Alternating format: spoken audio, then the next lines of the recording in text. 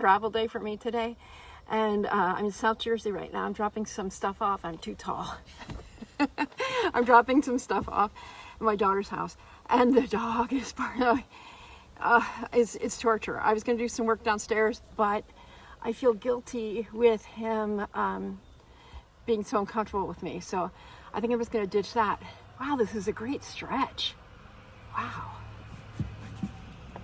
It's amazing what documenting will do. You learn all different kinds of things, like what a really good stretch is while standing on the back of the car. But I want to show you a bit of my setup and how I manage travel days. Hey, that's not bad either. Anyway, so I'm going to try to show you how I manage a travel day. I'm going to a place that's not too far from my, from South Jersey. It's super close. I'm going to Silver Spring, Maryland. And it's only like 2 hours and 20 minutes, which means it's 2 hours to Baltimore. Makes me feel lucky. Okay, here we go. So for me, because I'm working while I'm on the road, there's some things that I have to bring.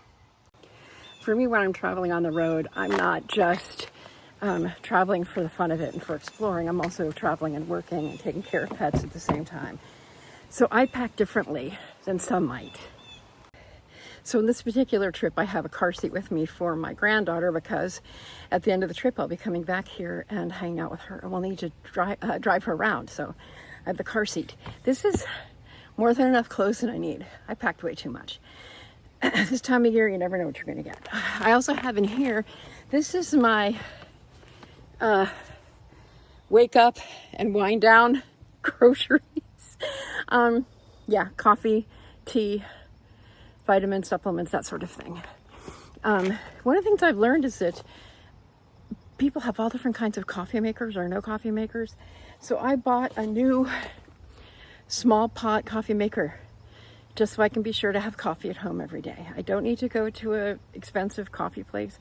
I drink my coffee plain, straight up, nothing fancy, except I do put cinnamon in it. And this has all my computer supplies. It's like this is my office. And this, I have my journal, my planner, and my fun books, because on tomorrow I'm doing a reading marathon. And look what I have. My YouTube growth journal. So there you go. As I was driving today, the light isn't good here because I'll go out here. Anyway, so I'm tired before the day started because, that's better. In theater, we call that finding the light. And when you are recording in natural settings, you need to find the light provided by the sun. So when I was in my car, it wasn't very good lighting. Now, this is a pro house sitting trick. If you're going to a house where the people are going to greet you and have you for a meal or whatever, that's this bag. This is my tip, and I'll show you why. So here's what I have in that secret bag. I have last minute things like a pair of socks. So today when I'm going to this home, there are children, they'll have a meal that they'll want to share with me, get to know me a little bit more. I have house sat for them once before, but it was an emergency house sit, so they never actually met me, although I stayed in their home and I watched their dog and took care of their house. But I know that they're a home that doesn't wear shoes in the house. And when I'm on the road, I'm usually in and out of the car, I'm hiking, I'm exploring, and by the time I get to the homes that I have stayed in and house sat for, I've usually done a lot of movement, so my feet are not that pleasant. So a fresh pair of socks and a fresh pair of shoes keep everyone smiling. My car's saying, shut the door. Okay, I will. So tomorrow, I'm going to be doing a reading marathon, but I'm actually starting it tonight.